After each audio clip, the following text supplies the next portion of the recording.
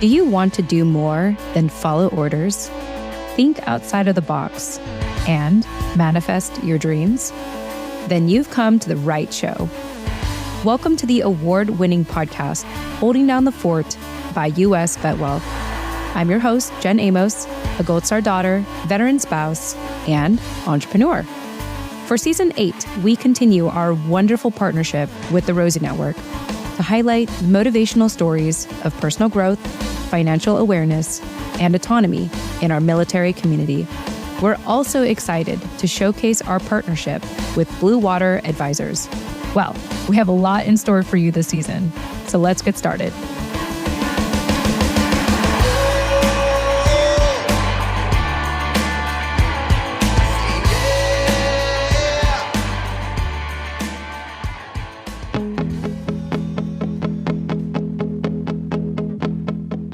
All right, hey everyone, welcome back. It's Thursday, and if you have been following our show in chronological order, one, thank you. Thanks for listening and following along since the beginning of Season 8. It means a lot. And if this is your first time, welcome. While we have Mondays featuring entrepreneurial stories, Thursdays we feature my husband and our business partner, Mike Wallace, who is the CEO of Blue Water Advisors, which is all about military retirement planning and career progression for our military retirees, specifically helping military retirees find employment in post-military. Very important stuff, of course. And so I really enjoy this because Thursdays is an opportunity for me to take a step back from hosting and to showcase what my husband, Scott, and Mike Wallace do on their live show. And last night I checked with my husband, they are live again. They host a live show every week. And if you want to follow along, I highly recommend that you check out our company's YouTube channel, which is USVW TV. That's USVW, like US VetWealth TV, USVW TV. And you can subscribe there. And if you have really enjoyed these conversations and you want to know when the next live show is going to be, then go ahead and subscribe to our company's YouTube channel. Once again, that's USVW TV.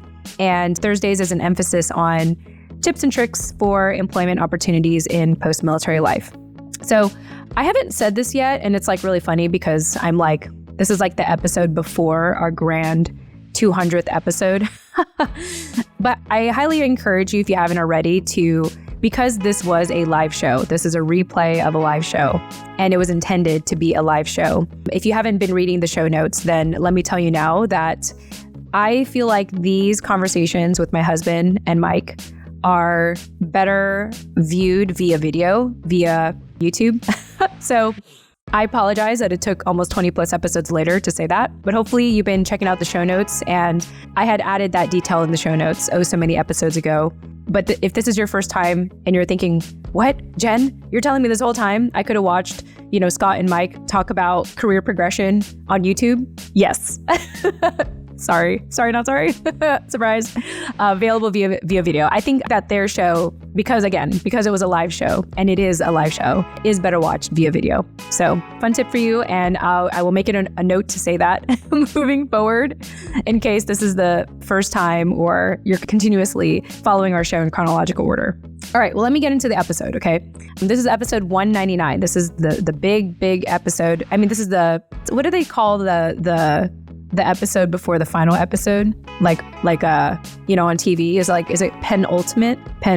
I can't think of the word right now, but this is the episode before the 200th episode. This episode doesn't really build into the 200th episode. I want to be clear about that, but I do want to acknowledge that episode 200 is next week. It's next Monday, and I'm really excited. I'm really excited for you to listen or watch who the special guest is going to be. It's very meaningful. I think once you see who this guest is going to be, it's going to make complete sense to you. You're going to say, yeah, if anything, I was expecting that. If not, you're like, oh, who's it going to be? I'm so excited. Good. I hope that you are excited about it. Until then, let me go ahead and talk about this episode since we are on Thursdays. This episode, once again, like I mentioned, other than, you seeing me now and in the post commentary, this episode is going to focus on Scott, my husband, and Mike Wallace, And together they talk about how to approach military transition assistance. And so in this episode, they discuss military retirement planning and career progression for retirees. They address the challenges with the terms transition and assistance.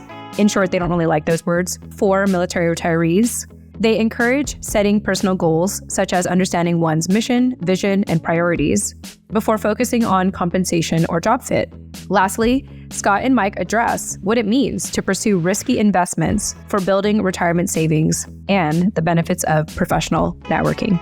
Pleasure having them on the show. I hope that you all enjoy watching and or listening. Either or is fine. I will have the direct link to the YouTube channel to watch in case you're interested. And remember, if you are like, okay, I am tired of these replays, Jen, can I watch them in real time? Can I see like what they're doing now? Yes. Remember, you could always subscribe to our company's YouTube channel. Username is USVW TV. And there you will see the latest live shows that Scott and Mike host together. And I hope that you enjoy it. All right, with that said, please enjoy, and I will chat with you all more in the post commentary. Good, man. It's been an exciting last couple of days. I have a lot of travel just happened and going to happen, it sounds like. Jen just got back from D.C. She was up there doing a Spartan race. So she got back. Head to D.C. Next week. So, yeah, it'll be good. Well, right. What day are you going? So we typically go up the day prior. So next week, that'll be a Tuesday departure for us. Arrive up there just to kind of make sure everything is set for our day-long cohort on Wednesday. Wednesday. Okay, gotcha. And we'll spend the day up there knocking, that content out with our new members. And then on Thursday, I think you knew we're headed to the Naval Academy. Annapolis, right. And we're going to check out the Alumni Association's new building, chance to check out their conference room, and to see if there's really a way for the Alumni Association of Blue Water maybe to come together and, offer some more executive services, right, for their senior leaders.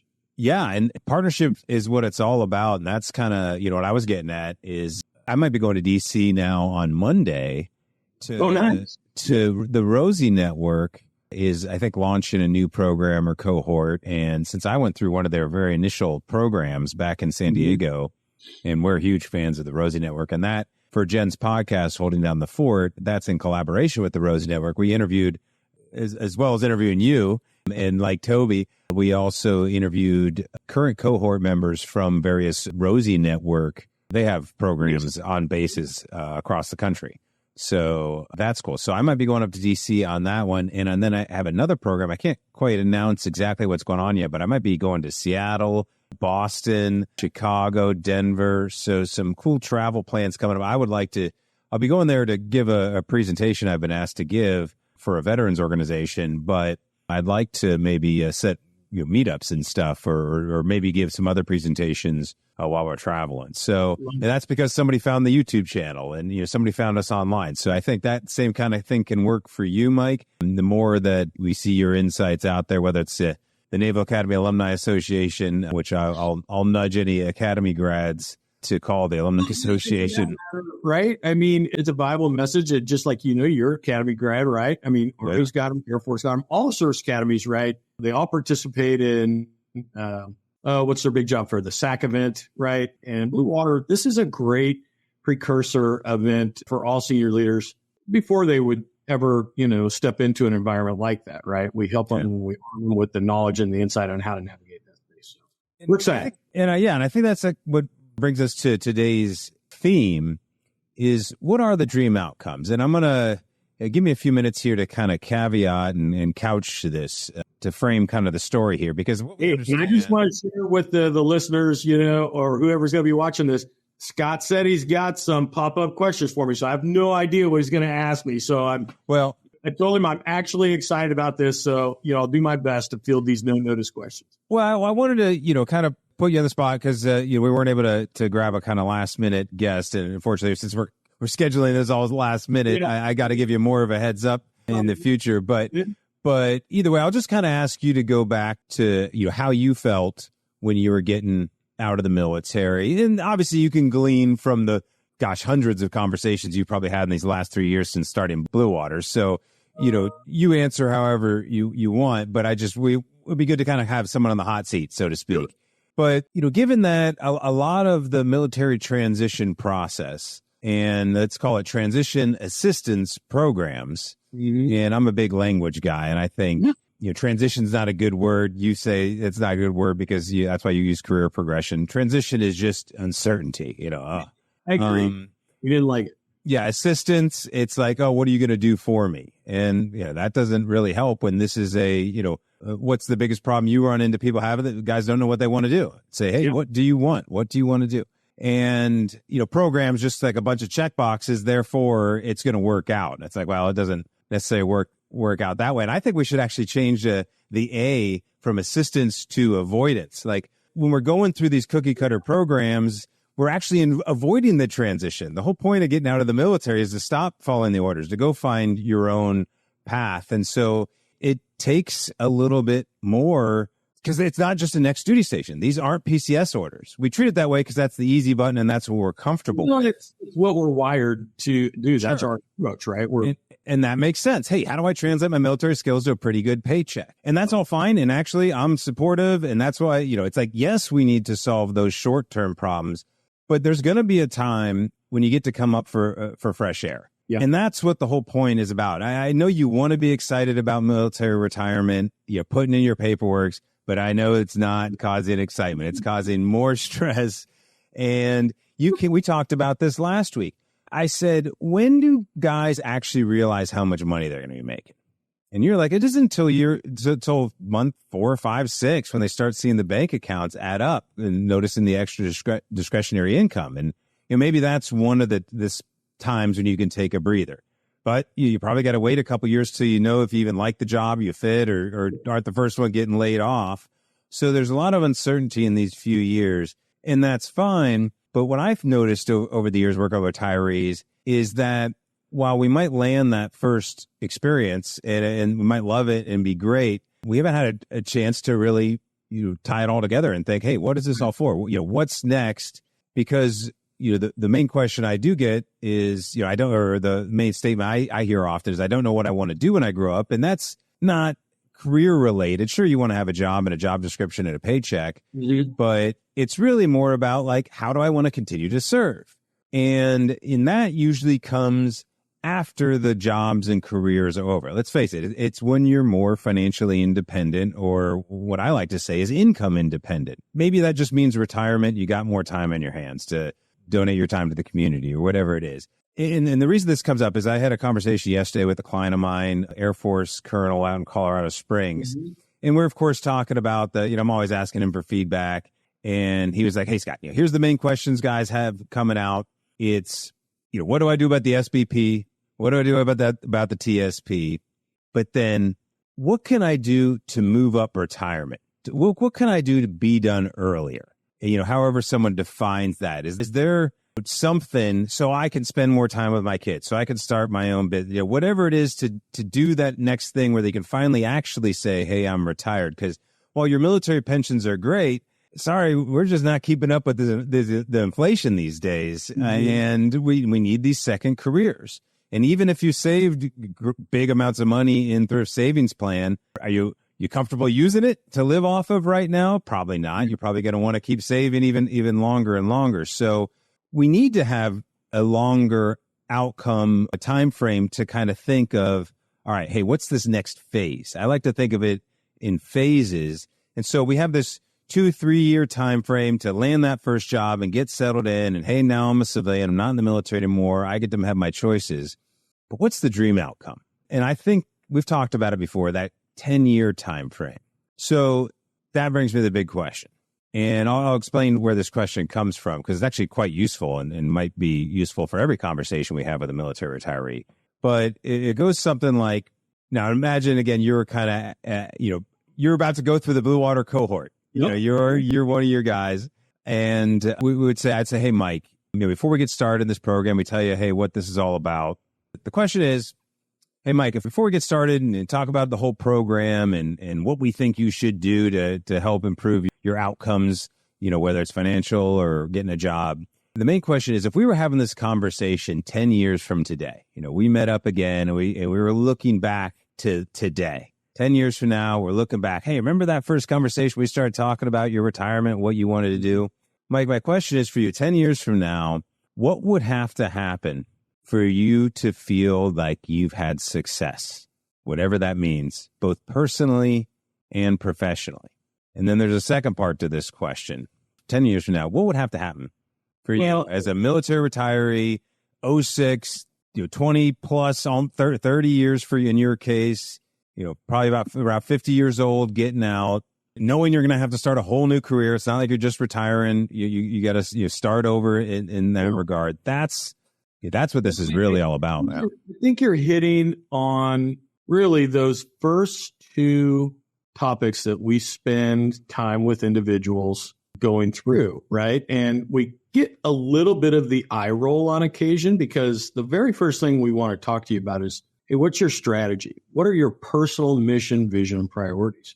Because I think initially, most of us that step into transition, it is a financial thing right away, right? In other words, we all think we're going to starve. And I think for those officers that are, in a retirement window, 20 to 30 years or plus, we don't fully understand the value of our own retirement, right? We don't understand what that wealth is or what kind of a parachute that really is for us.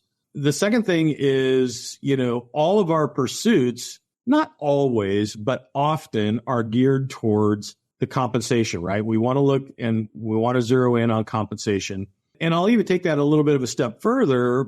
A lot of our members, not all, but many of them don't understand the total compensation benefit. In other words, they just are focused on like a base pay. In other words, how much am I getting an hour? How much am I getting a year? What am I getting a month? And that's all I'm concerned about. And we educate many of our members on there's all kinds of direct and indirect forms of compensation that are out there that are going to build quality of life for you. So that's typically the first approach that we see, right? And it has to do a lot with money. We don't fully understand, our tax shelter in our uniformed life. Although we talk about it, many people address that with us, but we build this up in our mind, right? That, hey, this is what I'm worth here today. Therefore, some companies got to pay me that in the future. And part of the education process is that's the wrong answer to the question that our members need. And the question that they need answered is, first and foremost, what are the big rocks in your life? What are your personal mission, vision, and priorities? What's important to you in feeling fulfilled in life? And you got to put a fence around that. And that's your first step. You got to understand what that is. And people are like, well, Mike, I don't know what it is. I don't know what I want to do where I grow up or whatever. Well, we have a methodology to help you figure out what this is. But the point is, for the sake of this conversation, once you figure it out, you got to put a fence around it. Then you go and pursue these opportunities that you're going to come across that you may think are good fits for you. And you can't approach it, this is what I was worth when I was wearing the uniform, therefore you have to pay me this much now. And, you've seen all the math and people go, well, this much tax shelter or whatever, and I'm worth this much money. The question our members need to understand, what they want answered is not necessarily what you think you're worth, because I look them all in the eye, Scott, and I say, hey, you're worth $1 gajillion a year. And I believe that in my heart. They are. They move mountains. There's nothing that they can't do. But the question they want answered is, how much can this company compensate you in this area for doing this job?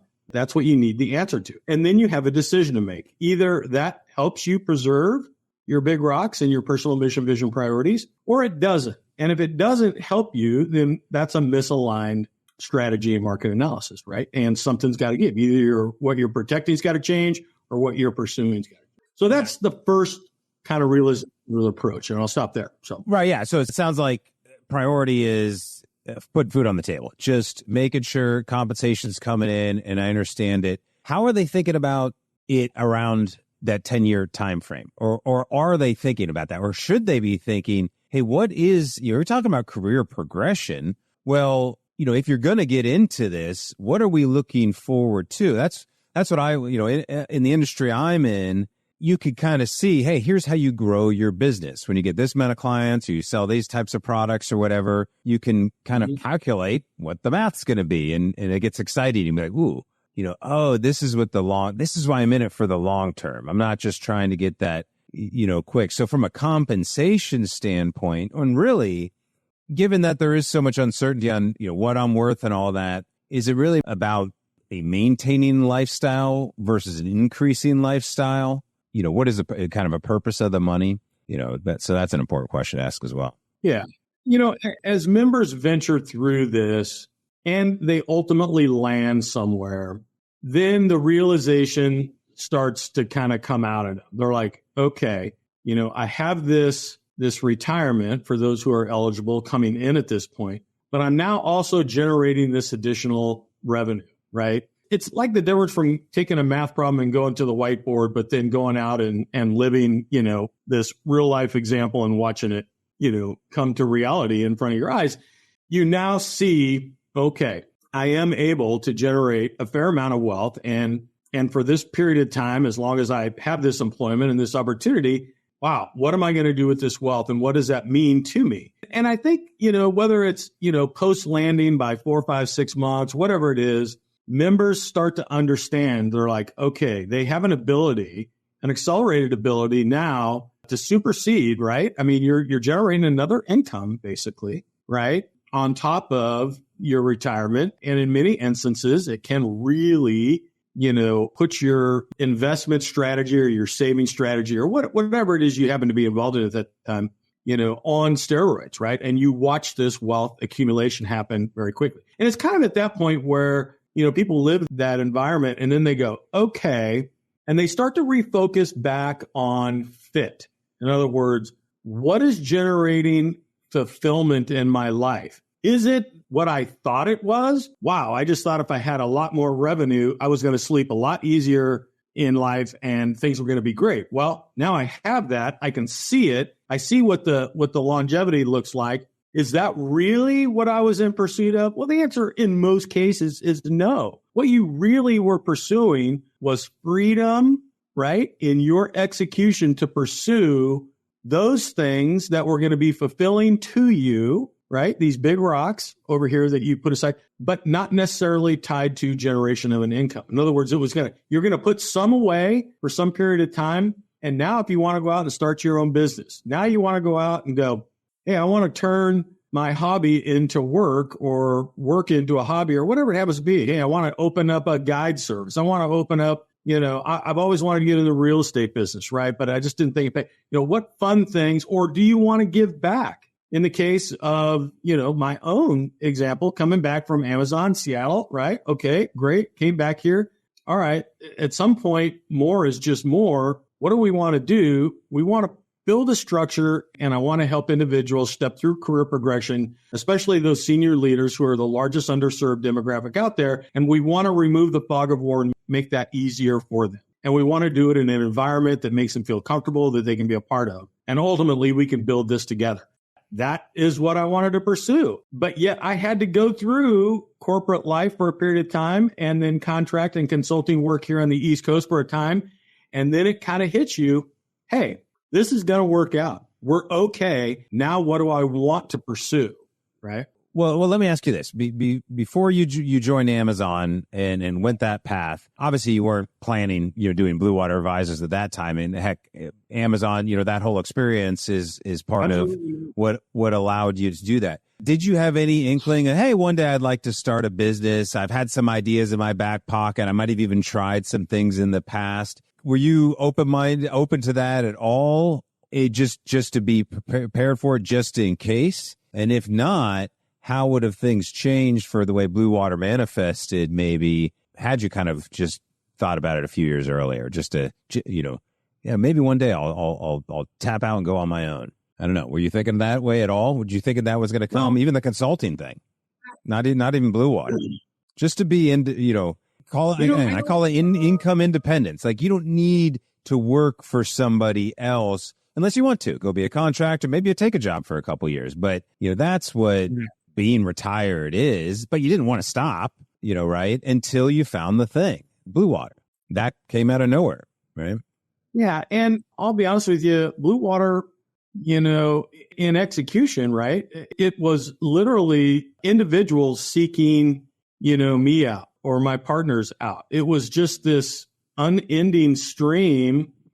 And COVID perhaps exacerbated this, right? But individuals, we didn't set out to have this effort, right? This startup. But nonetheless, people kept coming. They were coming to us. Hey, who do you know at this company? Hey, could you take a look at this resume? Hey, how did you prepare for this? So it was just a stream of people in need that just never went away until we finally, had to really sit down hard and go, yeah, this is a strong enough leading indicator that there's a need that's not being met here. And what are we going to do about it, right? This is an opportunity for us. And that's, I think, one of the things I think most retirees could be more open to is that over time, when you start to notice the thing that people are asking you more advice for, like, hey, maybe that's the thing that you can be useful in a way, whether that's to find a new job or to go and be more independent. So,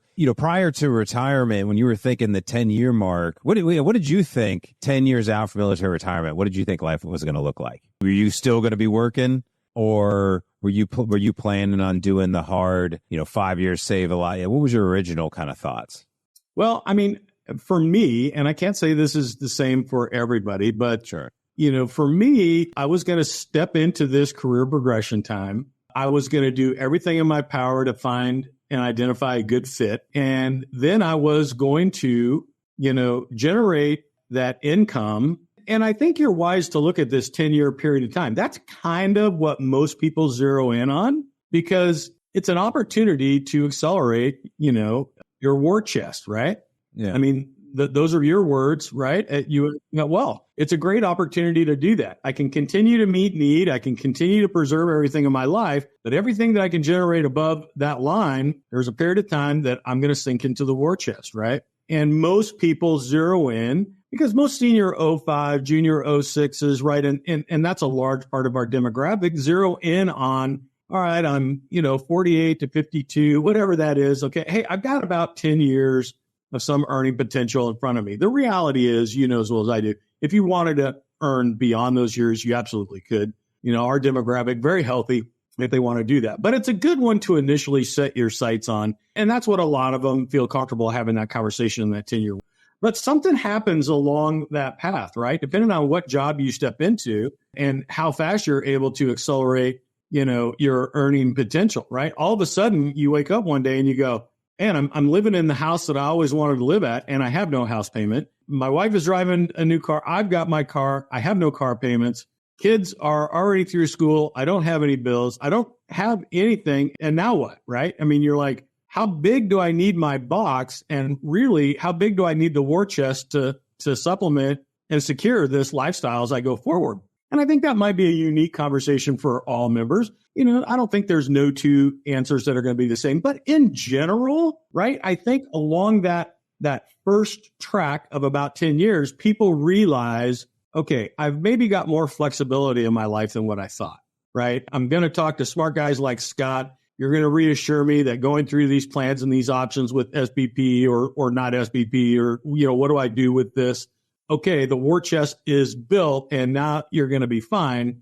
But I bring it all the way back to the very first thing. What's the fit that you're seeking for? In other words, there's something in life that's going to bring you fulfillment. And I would make the argument it's not just the war chest, right? The war chest in and of itself as a thing, right? That thing is not going to be what brings you fulfillment in life. It's going to be what frees you up. Exactly. With flexibility in life for you to go pursue the thing that's going to bring you fulfillment. And it's that all happens in that, you land at a new career and somewhere down in the first number of months, you mature in that thinking and it now becomes clear. You can see it. You go, okay, I get this. This is how big my box needs to be. This is what it looks like. I can do this. At this point, I'm going to have the flexibility for me to do whatever it is that's going to fulfill, my bucket, right? Yeah.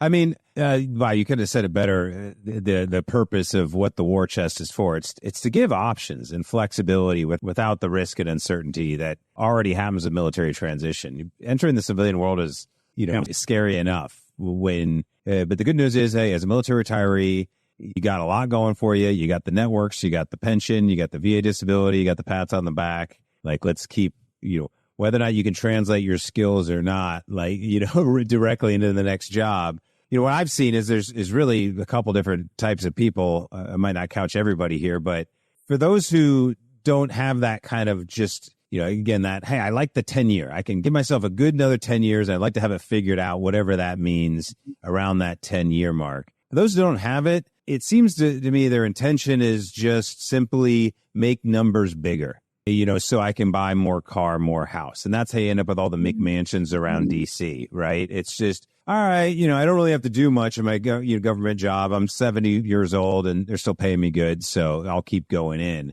And there's no real plan to ever actually use the money. It's more kind of, ego-based, which, hey, it's fine. Obviously, they're employed. So if they're, as long as they're not, taking somebody else's more useful job away from, from another veteran. But then the 10-year guys, it just, seem to either, find that position in a company where now they're, I don't know, executive level. They're doing something more where they feel like they're decision maker again and control. That might be, more stressful, but maybe, hey, they were that kind of a military person. They just got to be working, all the time. And then there's those who just kind of figure out, hey, how do I want to spend my time? And they find a way to maximize it where they actually are doing more of the things they like to do. Usually that means, friends and family, right? Hobbies and stuff. Or projects. Hit on this. It's different for everybody, right? And I'm kind of going back what I said earlier, and I don't want our audience to misunderstand what I'm saying. If what brings you fulfillment in life is to seek a C-suite position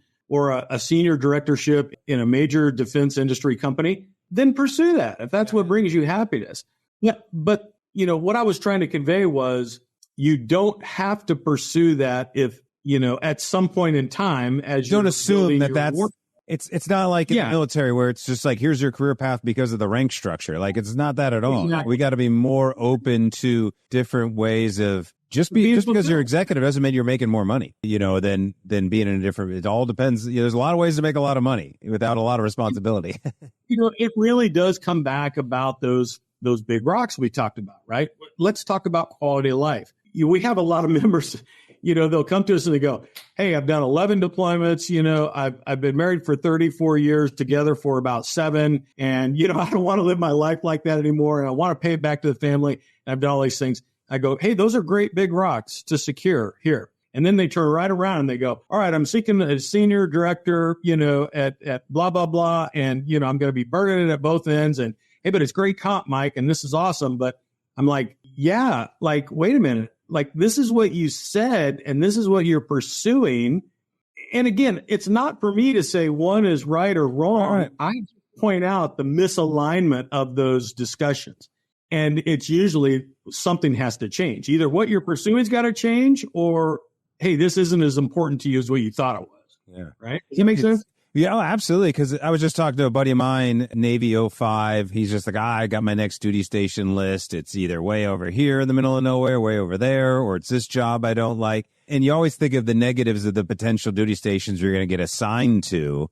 And again, this is the point where you can, again, stop following orders and create your own. So you need to reverse it and make your priorities and stick to it. Don't follow the carrots just because. Yeah. All right, Mike, as we close up, we'll do a little fire round with you. So quick answers here. But this is the second part of the question. This is the second part of the main question. Okay. First part, again, was, hey, if we're having this conversation 10 years from now, what would have had to happen for you to feel confident about the success, both personally and professionally? And usually that means I'm getting paid well, I'm doing something I enjoy doing, I'm spending more time with my family, that kind of stuff. And you mentioned the rocks, and so that's part of this. So we've probably already hit on it, but the next part of the question is, more specifically in those next 10 years, what dangers might pop up that would derail that 10-year strategy, that success? What opportunities might pop up to enhance that success? And then what are your strengths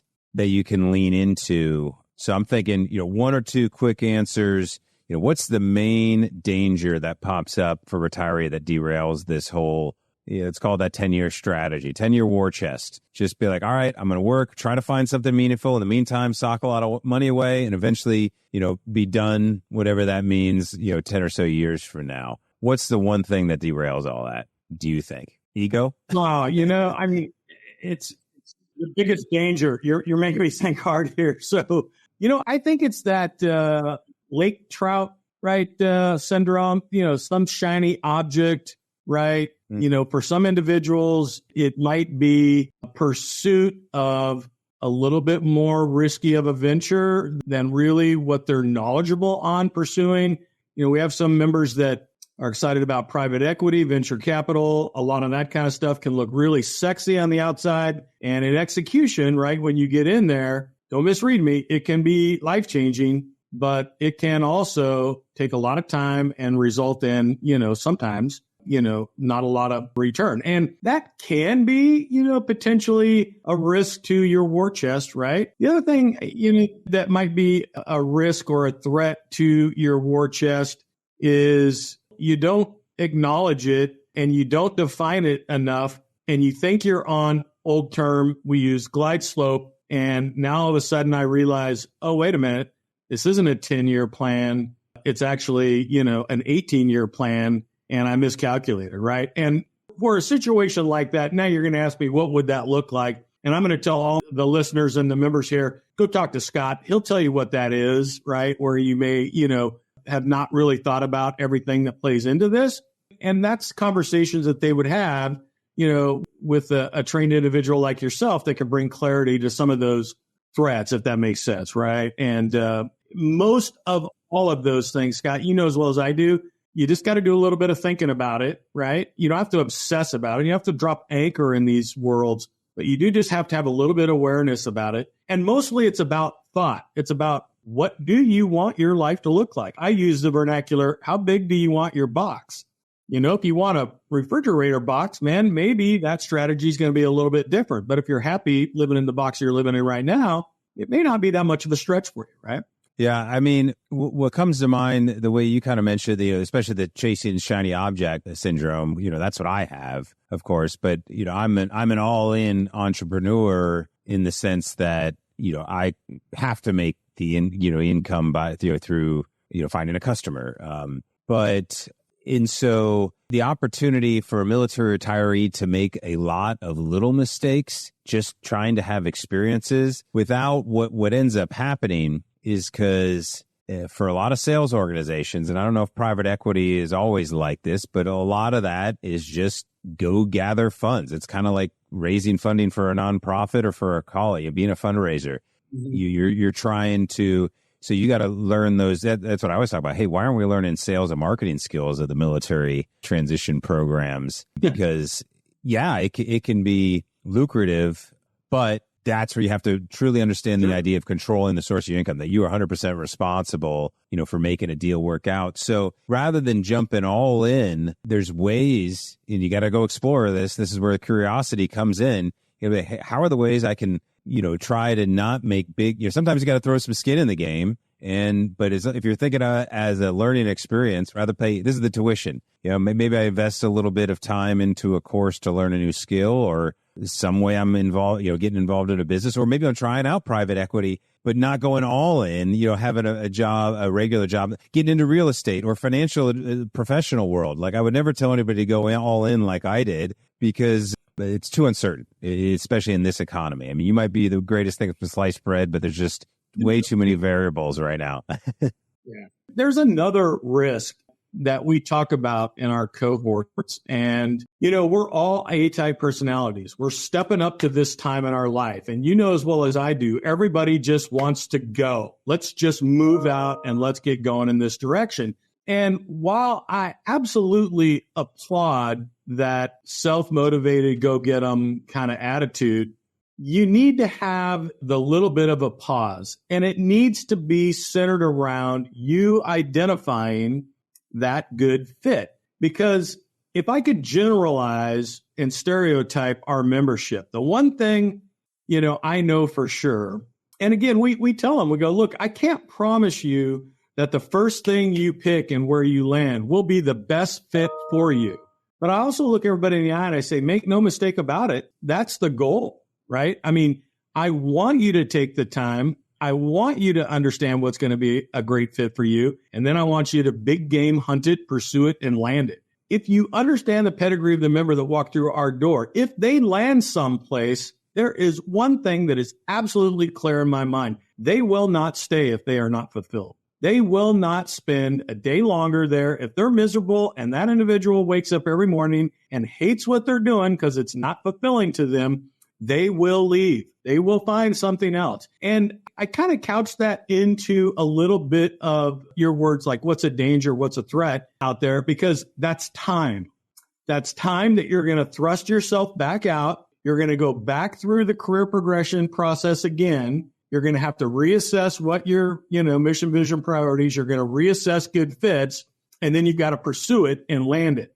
We have some really interesting data, and I can tell you how much time I think on average that's going to take you. But, if you just went through it and it was 120, 150 days, right? And then you're there for 6 months and you go, I hate this. And now you're going to thrust yourself back out into it again to go through that process again. That's time. That's time that you're not pumping into the war chest, right? And that if you skimp out on doing the steps and really putting your shoulder into understanding what's a good fit for you, you run the risk of doing that. And again, it's not enormous. There's no one-way doors in this new world.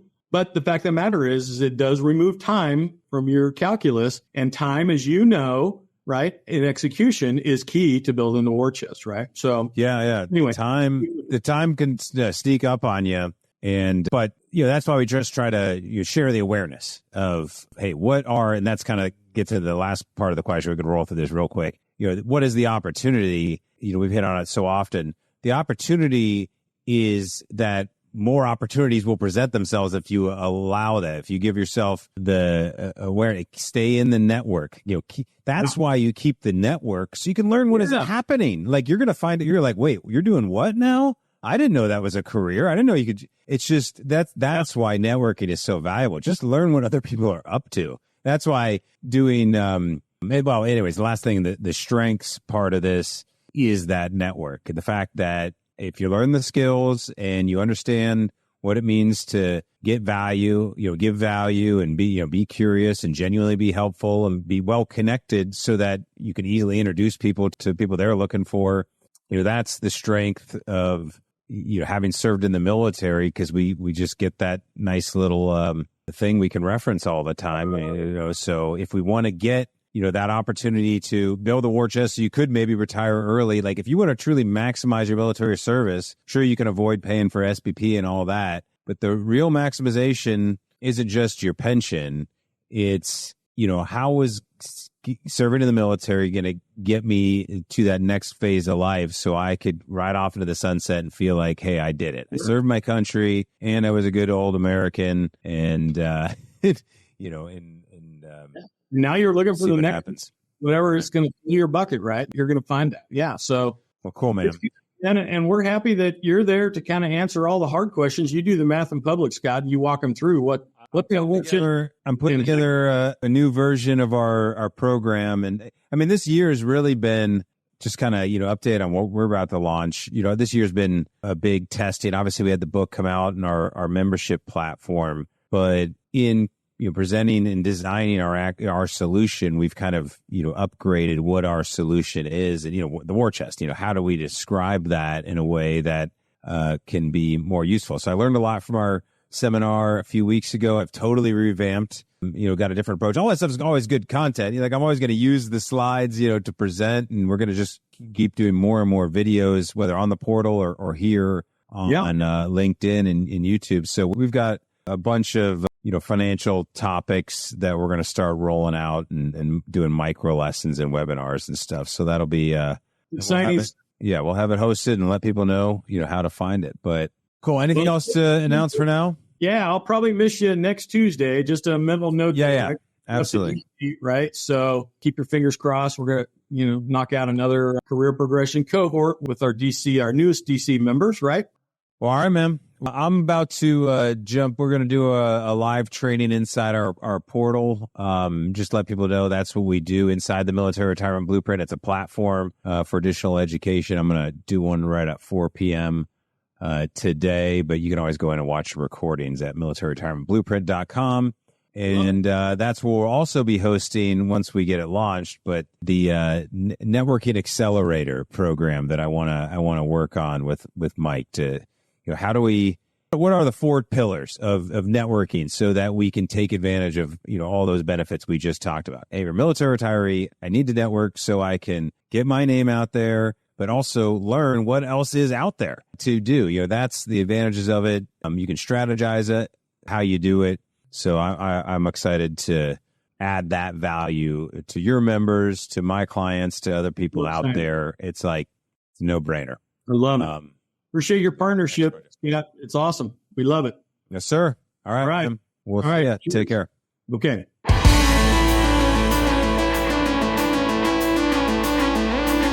Hey, this is your host, Jen Amos. Thanks again for listening to today's episode of Holding Down the Fort by US VetWealth. Visit holdingdownthefortpodcast.com to access the full show notes of this episode, including resources mentioned and bonus content. Once again, that's holdingdownthefortpodcast.com. Lastly, stay after this outro music for something a little extra. Thanks again and chat soon. Bye for now.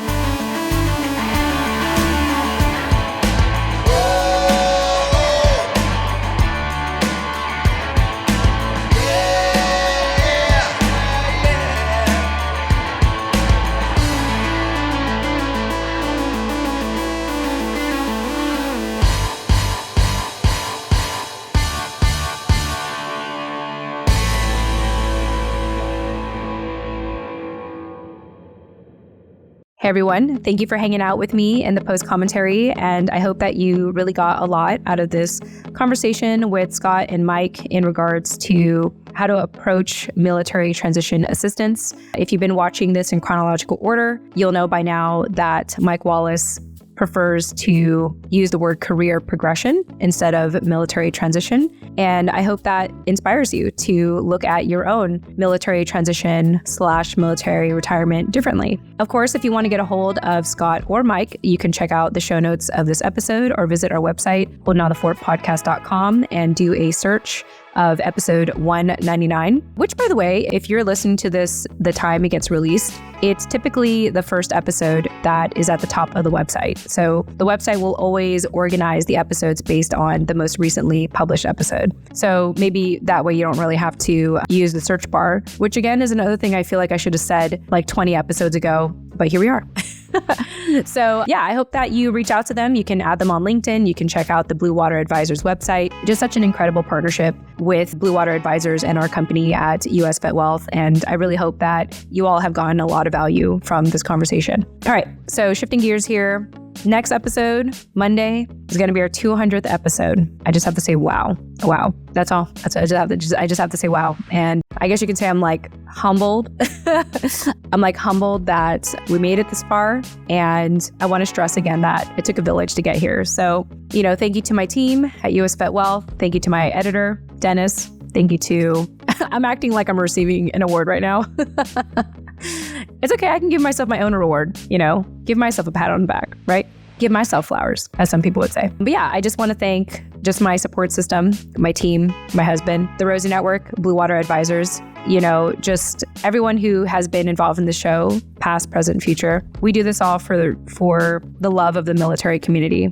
And even though I have been 20 years removed from the military, it's just so nice to still serve the community in this way and still feel like I'm a part of it in this way. So thank you all for being part of my journey. And I look forward to introducing you all to our special guest next Monday for our 200th episode. In the meantime, if you want bonus content, you can always create a free membership on our portal, our free portal, which is available at holdingdownthefortpodcast.com/portal. You'll get access to Inside the Fort, our private podcast, and just additional content and resources, from my company, US VetWealth, in hopes that you can make a confident and informed decision about your financial planning for post-military life. All right, that's all for now. I'm done. See you Monday. Have a great weekend. Bye.